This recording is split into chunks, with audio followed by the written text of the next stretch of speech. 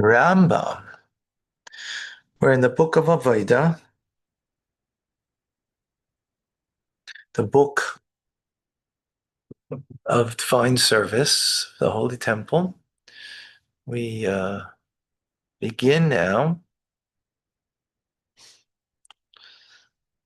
the laws of sacrificial procedure. It contains 23 mitzvahs, 10 positive and 13 negative commandments. They are to offer burnt offering according to the procedures written in the Torah, following the order stated. Number 2, not to partake of the meat of the burnt offering.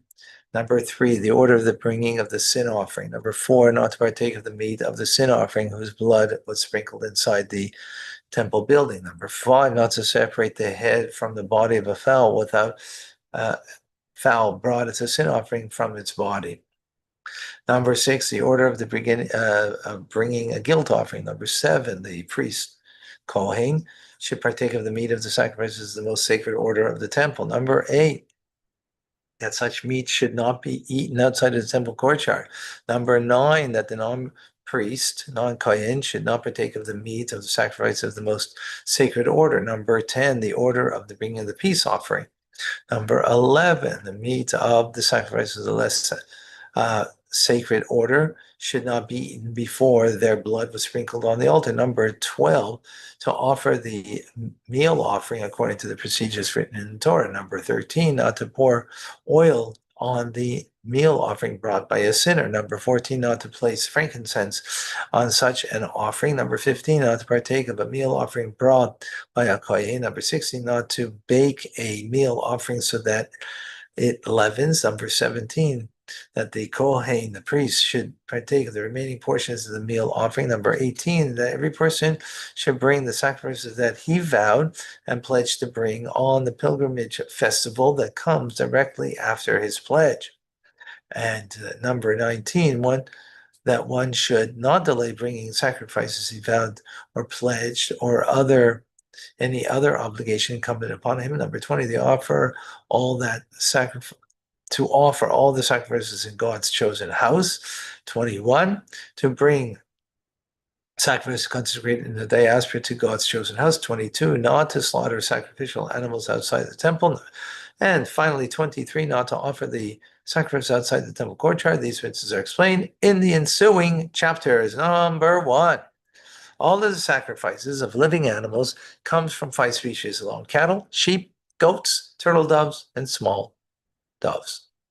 Number 2, all of the sacrifices, whether those brought by the community or by individuals, are 4 types: a burnt offering, which is completely consumed, as we will see; sin offering, as its name, brought for sin offering; a guilt offering is similar but in a different; and a peace offering. Okay.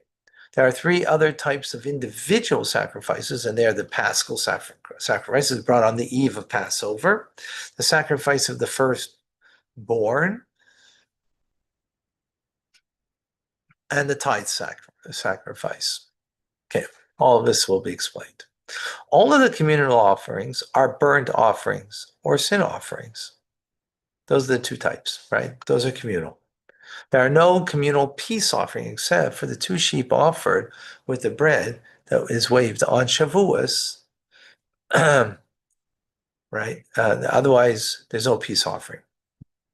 They are called the sacrifice of the communal peace offering. The community never offers a guilt offering nor a fowl.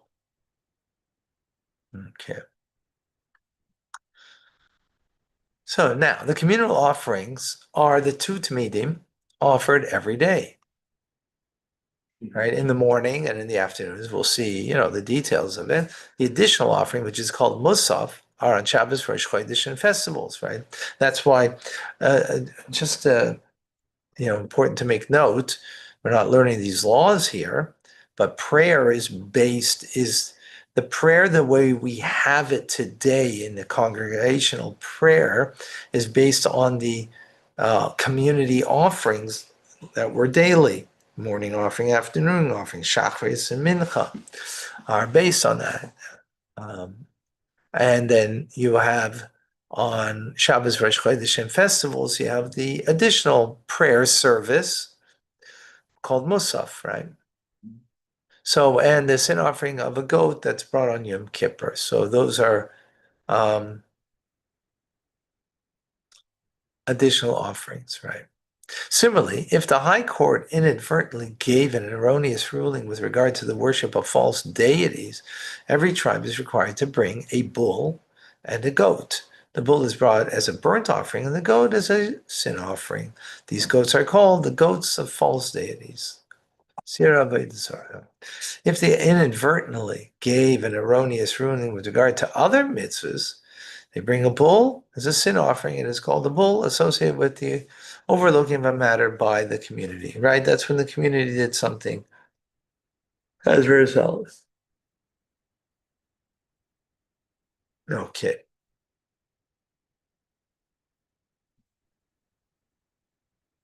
Number 6. Good so far?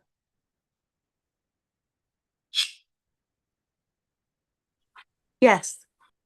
Amazing. Thank you. Yes, sir. God bless.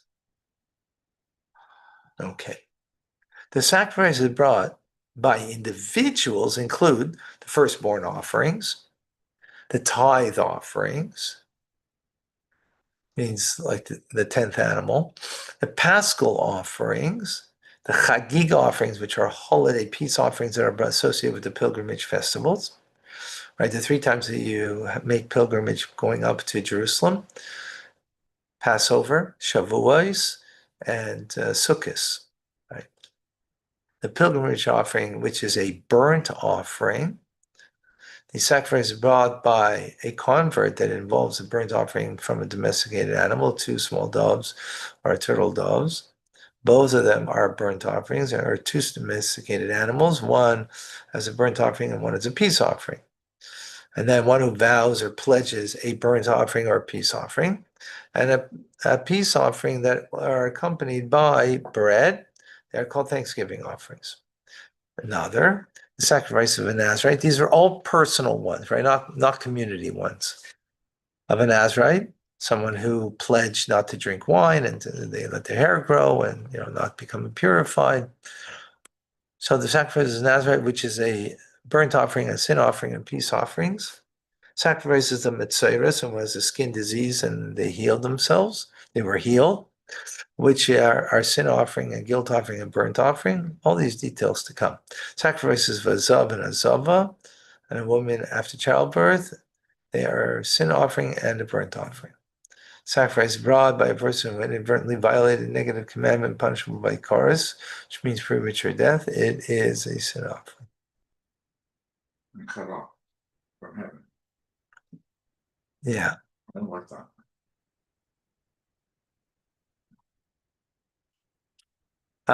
If a person was unsure of whether he transgressed or not, the transgressor brings a guilt offering.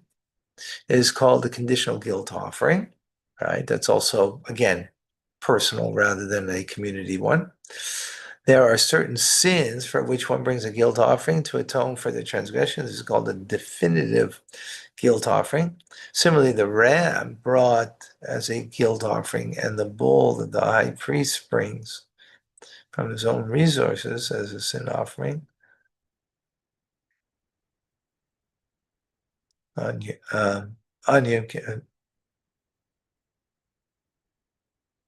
Sorry.